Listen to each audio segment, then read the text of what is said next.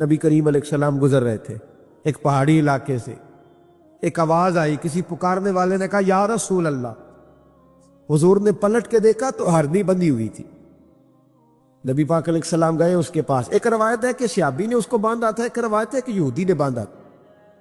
حضور گئے، آ کے کہا کیا بات ہے؟ تو عرض کرنے لگے یا رسول اللہ یہ بندہ مجھے قیدی بنا کے لایا، اور آپ میرے تھنوں کو دیکھے دودھ سے بھر گئے، بچے میرے تڑپ رہے، اگر تھوڑی دیر کے لیے یہ مجھے چھوڑ دے تو میں وعدہ کرتی ہوں دودھ پلا کے فوراً واپس آ جاؤں۔ نبی پاک صلی اللہ علیہ وسلم نے یہودی سے کہا چھوڑ دو، اس نے کہا اگر نہ آئی تو؟ نبی پاک نے فرمایا یہ سچے سے وعدہ کر رہی ہے تو سچا کر کے دکھائے۔ حضور کے زمانے کے جانور یہ سچا وعدہ کر کے دکھائے۔ نبی پاک صلی اللہ علیہ وسلم نے اسے چھوڑ دیا تو جانور کو جب آپ بندھے ہوئے کو چھوڑتے ہیں تو بڑی تیز دوڑتا ہے، اتنی تیز دوڑی کہ جنگلوں کے اندر اور پہاڑوں میں گم ہو گئی، نظر ہی نہیں آ رہی کدھر گئی۔ جب وہ گم ہو گئی تو وہ یہودی کہنے لگا وہ تو غائب ہو گئی، اس طرح گئی ہے کہ لگتا ہی نہیں تھا پلٹ کے آئے گی۔ محبوب نے فرمایا نہیں یہ ضرور آئے گی، یہ سچ کہہ کے گئی ہے، یہ لوٹے گی۔ وہ یہودی کہتا جب میں نے کہا نا نہیں آئے گی تو واہ میرے محبوب تیری شان پہ بھی قربان جائے۔ حضور چارپائی پہ اس کے پاس بیٹھ گئے، فرمایا چل میں بیٹھتا ہوں بطور گرنٹڈ کے، میں بیٹھتا ہوں، آئے گی تو میں جاؤں گا، یہی بیٹھا ہوں۔ وہ کہتے حضور بیٹھے رہے، شام ڈھلنے لگی، میں نے کہا کوئی نہیں آئی، فرمایا فکر نہ کر آئے گی۔ کہتے تھوڑی ہی دیر گزری تو وہ لہراتی ہوئی آئی، وہ دوڑتی ہوئی آئی، پہلے آ کے اس نے حضور کے قدم چومے، سجدہ کیا، اور پھر وہ شکریہ ادا کر کے واپس گئی، جہاں رسی بندھی ہوئی تھی اس کے پاس جا کے بیٹھ گئی، کہنے لگی مجھے باندھ لو۔ نبی کریم علیہ السلام نے فرمایا جا اسے جا کے باندھ۔ اس نے باندھ لیا تو حضور فرمانے لگے چل میرے ہاتھ بیچ دے، میں خرید لیتا ہوں۔ اس نے عرض کی حضور نہیں میں نے نہیں بیچنا۔ کہا کیوں؟ عرض کرنے لگے یا رسول اللہ اسے نہیں بیچنا، میں نے اپنا بیچنا ہے، مجھے کلمہ پڑھا دے، انہیں مسلمان ہونا ہے، اور جب میں غلام ہوں تو میری ہر شے آپ کی ہے۔ میرے رسول پاک علیہ السلام نے اسے آزاد کر دیا۔ امام زرقانی فرمایا کرتے تھے تو سچ بولے گا تو آزاد ہو جائے گا، جھوٹ بولے گا تو قیدی رہے گا۔ نبی کریم علیہ السلام نے فرمایا اللہم انی اعوذ بک من العلم لا ینفع، اے اللہ میں اس علم سے تیری پناہ مانگتا ہوں جو علم تو ہو پر اس سے نفع نہ اٹھایا جائے، جو علم تو ہو پر اس پر عمل نہ ہو۔ داتا صاحب رحمۃ اللہ علیہ فرماتے ہیں علم ہمیشہ اس لیے سیکھنا کہ اللہ تبارک و تعالیٰ تمہیں اس کا نفع عطا کرے، اور پھر آگے بڑھتے ہیں تو آپ فرماتے ہیں جب علم سیکھ لو تو پھر نہ اللہ رسول سے عشق کرنا، فرماتے ہیں پھر نمازیں پڑھنا آسان ہو جائے گا، روزے رکھنا آسان ہو جائے گا، قرآن مجید پڑھنا آسان، محبت کرنا۔ اور آپ نے مثال دی، جہاں بھی کوئی بات سمجھاتے ہیں ایک مثال دیتے ہیں، مثال دی، فرمانے لگے حضرت عبداللہ ابن مبارک رحمۃ اللہ تعالیٰ علیہ فرماتے ہیں میں شروع میں ایک عورت پہ عاشق ہو گیا تھا، سمجھانے کے لیے بات کرتے، عاشق ہو گیا تھا ایک عورت پہ، تو میں نے عشاء کی نماز اس کے محلے میں جا کے پڑھی، چونکہ میرا مذہبی گھرانے سے تعلق تھا، نماز میں پڑھتا تھا، تو امام صاحب جو تھے نا، یہ داتا صاحب نے لکھا ہے کشف المحجوب، امام صاحب نے نا آیات ذرا لمبی پڑھی، تو میرے دل میں خیال آیا کہ مولانا آپ تو فارغ ہیں تو ہمیں تو اور بھی کام ہے، تو کہتے ہیں نماز سے فارغ ہو کے میں اس کے گھر کے چکر لگاتا تھا، ساری رات گھومتا رہتا تھا، وہ چند لمحوں کے لیے چھت پہ آتی تھی، دو ایک بات کرتی تھی چلی جاتی تھی، حد یہ ہے کہ مجھے کبھی اس پہ غصہ بھی نہیں آیا، اور اس کا انتظار کر کے کبھی میں تھکا بھی۔ یہ داتا صاحب لکھ رہے ہیں، حضرت عبداللہ ابن مبارک فرماتے ہیں ایک رات میں گیا، اسی طرح میں نے نماز پڑھی، پھر میں اس کے گھر گیا، میں ساری رات، سردیوں کی ٹھنڈی رات 11-12 گھنٹے اس کے گھر کا طواف کرتا رہا، معاذ اللہ چکر لگاتا رہا۔ آدھی رات کو سحری کے وقت وہ چھت پہ آئی 1 منٹ کے لیے، اور کہنے لگی گھر میں مہمان بہت زیادہ ہیں، آج بات نہیں ہو سکے گی۔ حضرت عبداللہ ابن مبارک فرماتے ہیں کہ میں جب واپس لوٹا تو نہ مجھے اس پہ غصہ تھا، نہ مجھے تھکاوٹ تھی، بلکہ میرے دل کے اندر اس کے لیے محبت بڑھ رہی تھی. میں کہہ رہا تھا کتنی اچھی ہے بیچاری، اتنے رش میں بھی اور اتنی مجبوری میں بھی 1 منٹ کے لیے چھت پہ آئی ہے. پھر بھی مجھے اس سے پیار بڑھ رہا تھا. کہتے ہیں جب میں تھوڑا آگے بڑھا تو فجر کی اذان ہو رہی تھی. یکدم میرے اندر سے آواز اٹھی. میں نے کہا عبداللہ، اگر تو ایک عورت کے لیے ساری رات کھڑا رہتا ہے، نہ تھکاوٹ ہوتی ہے، نہ غصہ آتا ہے، بلکہ پیار بڑھتا ہے، اگر عورت کے لیے بندہ کھڑا رہ سکتا ہے تو رب رسول کے لیے بھی کھڑا رہ سکتا ہے. پھر تراویح پڑھنا کوئی اتنا مشکل کام نہیں ہے، پھر تہجد کے لیے اتنا کوئی مشکل کام نہیں ہے. شرط یہ ہے کہ پیار ہو جائے. ایک عورت کے لیے اگر یہ سارا کچھ ہو سکتا ہے تو اللہ رسول کے لیے بھی ہو سکتے ہیں. فرماتے ہیں میں نے توبہ کر لی، اور پھر میرا حال یہ ہے کہ وہ توبہ کی اور پھر 60 سال گزر گئے، ساری رات مصلی پہ کھڑا رہتا ہوں، مجھے کبھی تھکاوٹ نہیں ہوئی. پھر کبھی تھکاوٹ نہیں ہوئی. تو داتا صاحب کہتے ہیں پہلے علم سیکھ، پھر اس کے بعد اللہ رسول سے پیار کر، اور پیار والی نماز پڑھ، مشقت والی نہ پڑھ، یعنی بوجھ والی نہ پڑھ کہ اب میری جان چھوٹ جائے تو میں بھاگ کے جاؤں. تم ادھر بیٹھو تو میں دوڑ کے نماز پڑھ کے آیا، یہ والی نماز نہ پڑھ. پھر تو آیا تو پھر ذوق پیدا کر، پھر تیرے اندر شوق ہو، پھر تو توانائی والا جذبہ رکھے دین کے معاملے میں. پھر داتا صاحب ایک تیسری بات ارشاد فرماتے ہیں، ایک تیسری بات داتا صاحب کرتے ہیں. داتا صاحب کہتے ہیں کہ یہ یاد رکھ کہ جو تجھے اعزاز ملے گا نا زندگی میں، اعزاز تجھے جو زندگی میں ملے گا اور کوئی کرامت اگر تجھے ملے گی تو وہ صرف نبی پاک علیہ السلام کی سنت اور شریعت کی وجہ سے ملے گی. تو جتنے مرضی چلے کاٹ لے، وظیفے کر لے، کالا جادو، نیلا جادو، پیلا جادو، جو مرضی تو سیکھ لے، اگر تجھے کوئی اللہ شان دے گا تو صرف اس لیے دے گا کہ تو نبی پاک کے دین پہ عمل کرتا. کس نے لکھا ہے؟ اللہ کرے آپ کو میں یاد کرا سکوں، اللہ کرے ایسا ہو جائے اور میری جماعت سمجھنے لگ جائے کہ داتا صاحب کہتے ہیں سنت شریعت پہ عمل کرنا چاہیے، اور میں کوئی ایسی چھپی چھپائی بات بھی نہیں کر رہا. اس کو چلا دے. کوئی ایسی چھپی چھپائی بات بھی نہیں کر رہا. کشف المعجوب دنیا کی ہر زبان میں اردو میں ملتی ہے، آپ لے کے دیکھ سکتے ہیں. داتا صاحب فرماتے ہیں اعزاز جو تمہیں ملے گا نا، اگر شان چاہتے ہو، وہ ہمارے نا بہت سارے ایسے لوگ ہیں جو کہتے ہیں کوئی ایسی چیز ہاتھ لگے، اعلیٰ دین کا چراغ ہو،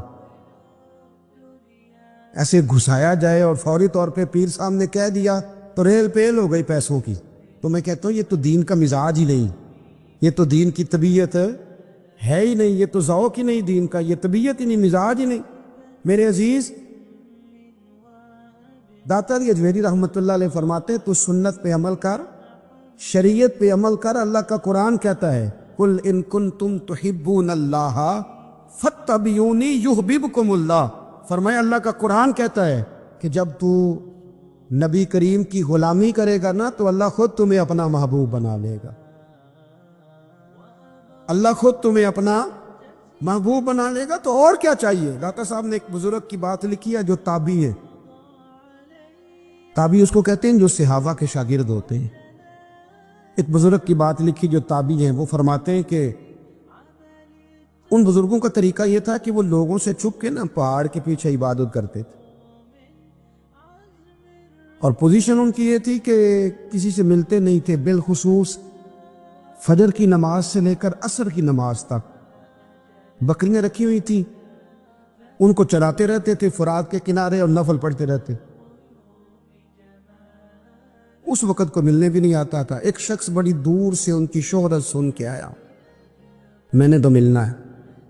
لوگوں نے کہا وہ اس وقت نہیں ملتے، ناراض ہوتے. اس نے کہا اللہ کا بندہ ہے نا، ناراض ہو بھی جائے گا تو لمبا ناراض رہے گا نہیں، اللہ والے جلدی راضی ہو جاتے. پہنچ گئے. اب وہ بابا جی نماز پڑھ رہے تھے تو کہتے میں نے عجیب منظر دیکھا کہ بابا جی فرات کے کنارے نماز پڑھ رہے ہیں اور ایک بھیڑیا ان کی بکریوں کی حفاظت کر رہا ہے. کہتے میں حیران رہ گیا کہ بھیڑیا تو بکریاں کھایا کرتا ہے اور یہاں چرا رہا ہے. کہتے میں جب گیا تو بابا جی نوافل میں مشغول تھے، مجھے دیکھ کے کہنے لگے اس وقت کیوں آئے؟ میں نے کہا حضور اگر آئے گیا ہوں تو پھر مہربانی کرے قبول فرما لیں. میں بیٹھ گیا تو میں نے کہا حضور یہ بھیڑیا بکریاں چرا رہا ہے، بھیڑیا اور بکریے کی صلح کب سے ہو گئی؟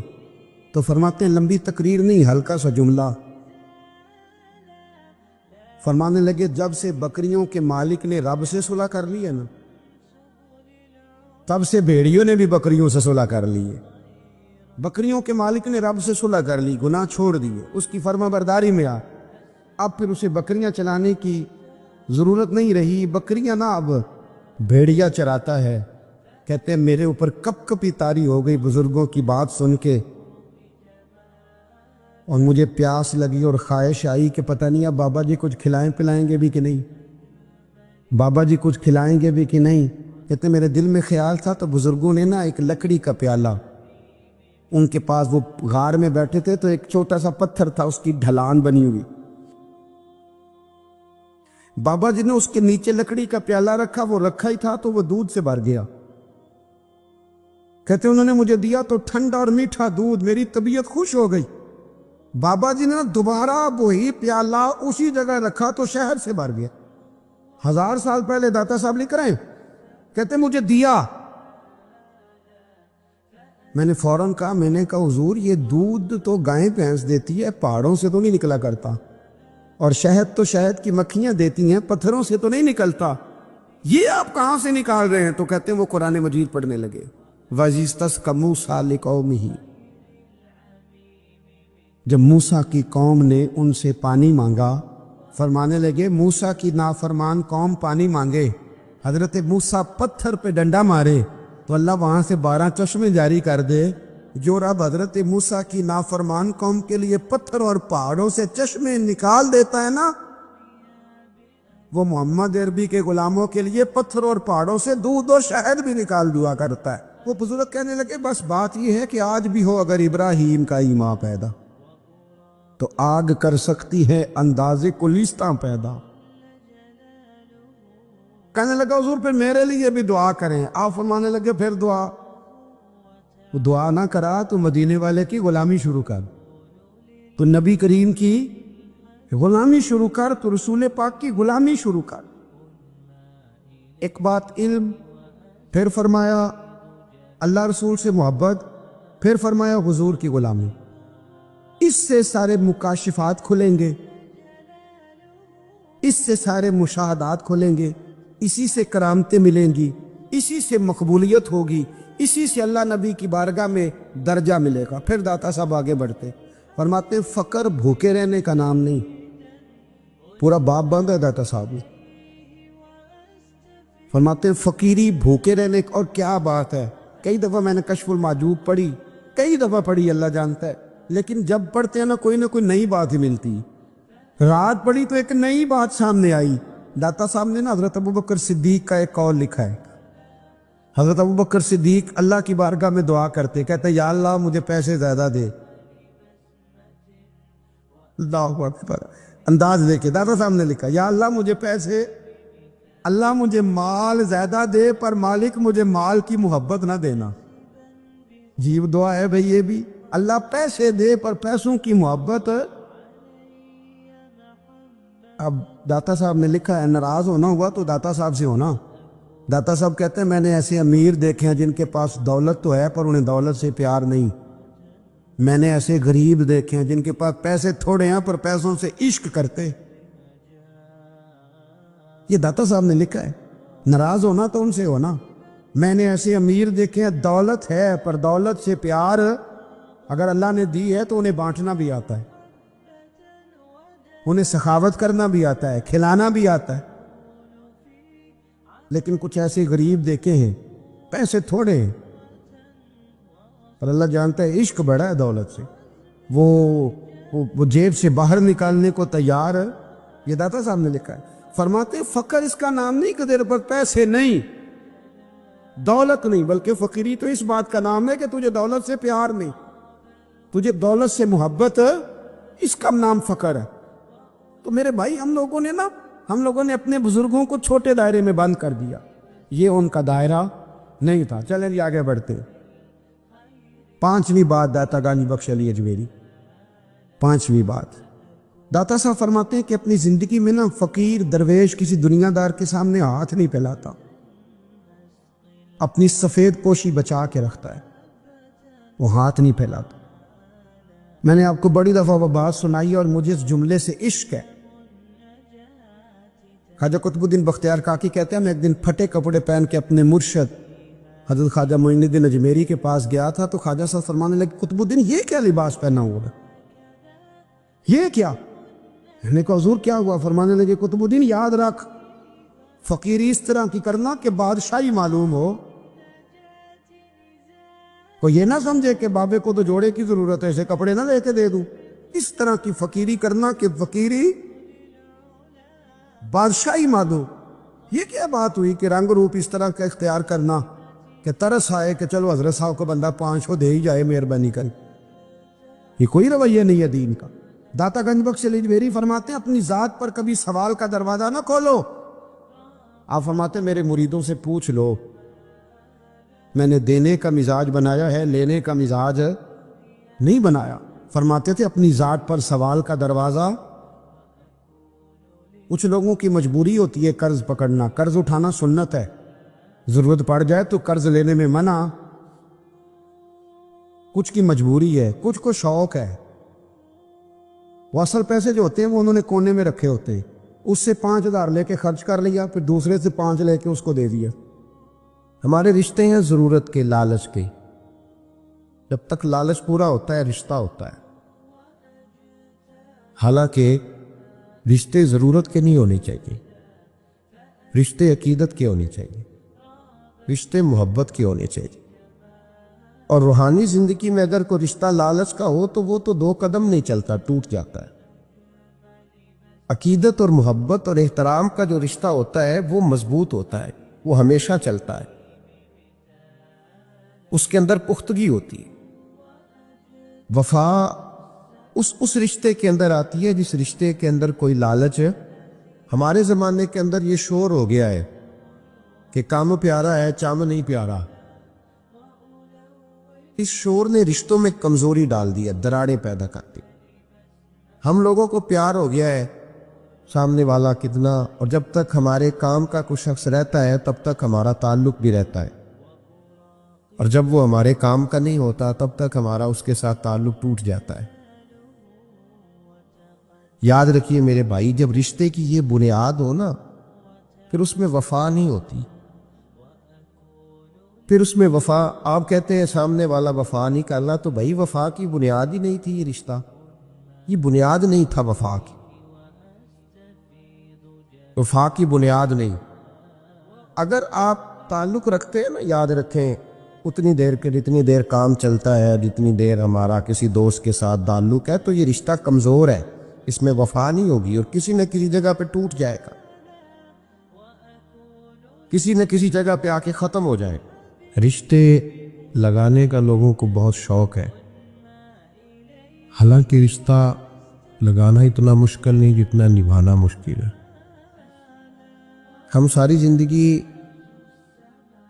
یہ ثابت کرنے کی کوشش کرتے رہتے ہیں کہ ہمارا جو فلاں آدمی سے تعلق ہے وہ بڑا مضبوط ہے، ہم یہ بتاتے رہتے ہیں کہ مجھے تجھ سے بڑا پیار، اور بتانا بھی چاہیے۔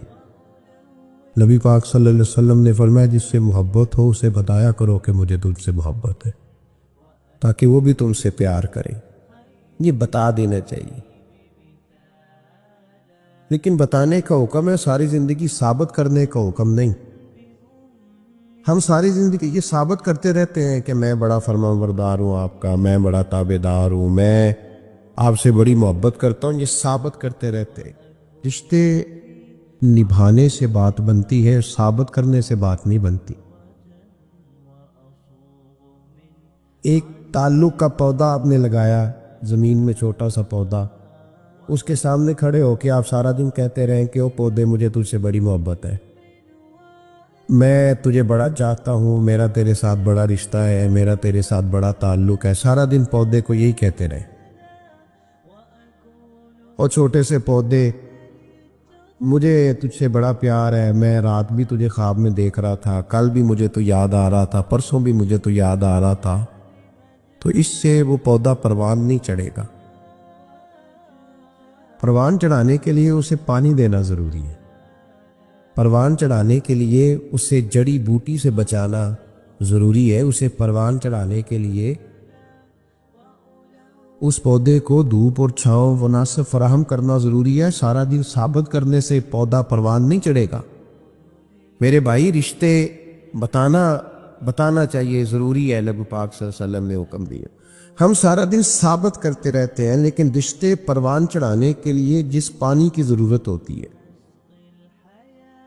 جس دھوپ چھاؤں کی ضرورت ہوتی ہے، رشتوں کے بیچ جو جڑی بوٹی آ رہی ہوتی ہے اسے کاٹنے کی جو ضرورت ہوتی ہے، وہ کام ہم کرتے نہیں. ثابت کرنے سے رشتے مضبوط نہیں ہوتے. چاہے روزانہ آپ ملاقات کر کے ثابت کریں کہ مجھے پیار بہت زیادہ ہے، رشتے عمل کرنے سے مضبوط ہوتے ہیں. نبی پاک سید عالم صلی اللہ تعالی علیہ وسلم نے رشتوں کی مضبوطی کا حکم دیا ہے. عرض کی یا رسول اللہ صلی اللہ علیہ وسلم. صحابی نے پوچھا حضور مجھے سب سے زیادہ کس صدقے کا ثواب ملے گا؟ ترغیب و ترہیب میں حدیث موجود ہے. حضور کس صدقے کا ثواب سب سے زیادہ ہے؟ تو اللہ کے رسول نے فرمایا تیرا رشتہ دار ہو، تجھ سے ناراض ہو اور ضرورت مند ہو. تجھ سے ناراض ہو ضرورت مند ہو تیرا اپنا، اس کو تو اگر صدقہ دے گا تو اللہ تجھے سب سے زیادہ اجر عطا فرمائے گا. اللہ تبارک و تعالیٰ نے قرآن مجید میں سیاپا کی دو قسمیں بیان کی اور فرمایا دونوں کے ساتھ میرا وعدہ ہے کہ میں دونوں کے ساتھ اچھا سلوک کروں گا. یہ سارے ستارے ہیں، پر قسمیں دو ہیں. قسمیں دو، قبل الفتح اور بعد الفتح. تو ایک قسم وہ ہے جو فتح مکہ سے پہلے کلمہ پڑھ کے مسلمان ہوئی. ان لوگوں کی درجہ اللہ کی بارگاہ میں زیادہ ہے. جو فتح مکہ کے بعد مسلمان ہوئے، اگرچہ وعدہ ان کے ساتھ بھی رب کریم کا ہے، سارے ستارے ہیں، سارے عظمت والے، لیکن چونکہ فتح کے بعد آئے تو ان کا وہ والا درجہ، ان کا درجہ زیادہ ہے جنہوں نے اسلام کی غربتوں سے پیار کیا، جنہوں نے بھوک سے پیار کیا، جنہوں نے بدر کی تنہائیوں سے پیار کیا، جنہوں نے احد کے پتھروں سے پیار کیا. ان کا درجہ شریعت میں زیادہ ہے. صوفیاء یہ کہتے ہیں کہ اولاد کے ساتھ بھی اس تمنا کا رشتہ نہ رکھو کہ وہ میری وفادار ہوگی اور میری وہ کل کو خدمت کرے. کمیٹی نہ ڈالو کہ یہ بچے ہیں تو بڑے ہوں گے تو میں آرام سے بیٹھوں گا تو میری پینشن لگ جائے گی، یہ روٹی کما کے لائیں گے. یہ تو کمیٹی ہے، اولاد تو نہ ہوئی. کمیٹی نہ ڈالو، چھوڑو اس چکر کو. اولاد فرما بردار اگر ہوگی تو اپنے فائدے کے لیے.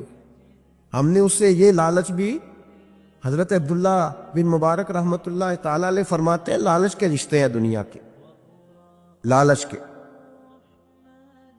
آپ کے انتقال کا وقت آیا تو اماں بڑا رو رہی تھی. عبداللہ بن مبارک رحمۃ اللہ علیہ اپنی اماں سے کہنے لگے اماں تو کیوں روتی ہے؟ تیرے تو اور بھی بیٹے ہیں، تو میرے بعد لوارث تو نہیں ہو جائے گی، آخری وقت ہے، نزا کال. اماں تو کیوں روتی ہے؟ اور بھی بیٹے ہیں. اماں کہنے لگی بیٹا اور بھی بیٹے ہیں، پر جس طرح کا دھیان تو رکھتا تھا وہ نہیں رکھتے، جس طرح وقت پہ دوائی تو لا کے دیتا تھا وہ نہیں لا کے دیتے، جس طرح تو میرے کھانے پینے کا خیال رکھتا تھا وہ. کہنے لگے اچھا اماں اس کا مطلب ہے تو مجھے نہیں رو رہی، تو اپنی ضرورتوں کو رو رہی ہے کہ روٹی کون دے گا، کھانا کون لائے گا، دوائی. میں سمجھا تھا شاید مجھے رو رہی ہے. بیوی سے پوچھا تو کہ رو رہی ہے؟ کہنے لگی تیری وجہ سے میری بادشاہی تھی، تو موجود ہے تو خاندان میں، معاشرے میں میرا ایک وقار ہے، تیرے پاس تو بیوہ کی زندگی ہوگی.